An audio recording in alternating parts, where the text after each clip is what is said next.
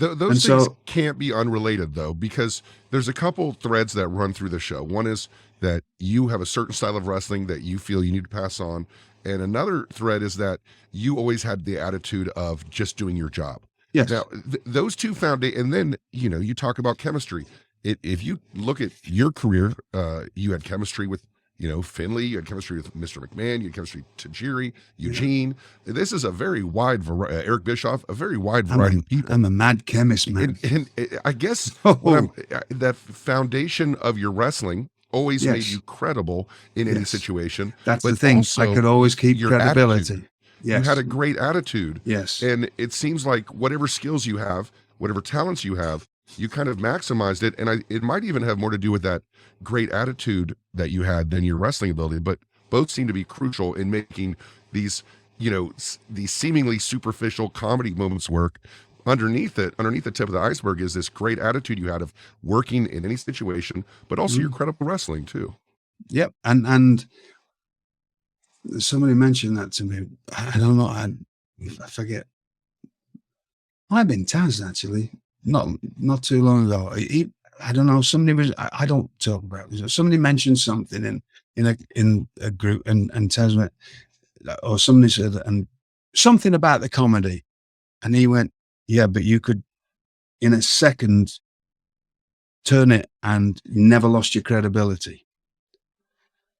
And I thought, I don't. Oh yeah, I suppose so. Just because of the style that I was taught when I was younger and kept developing and changing, so I can be ha ha ha or falling on my backside and then bang.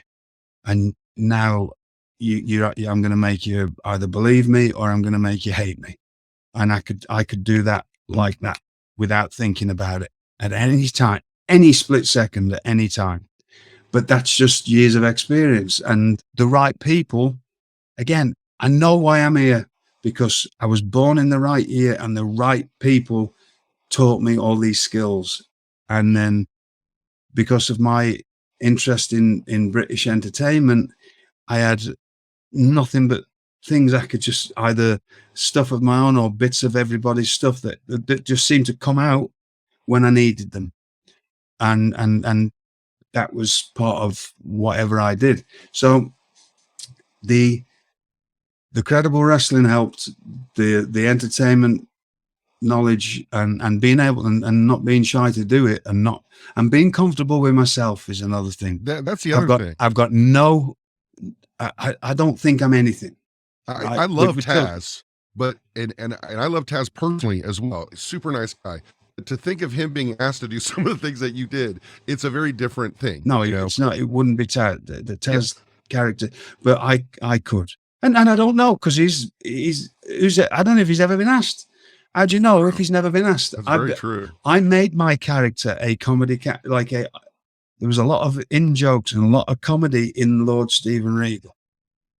Whatever William Regal became, it was just an extension of that. It was just changed around and it just grew. And the more I did it.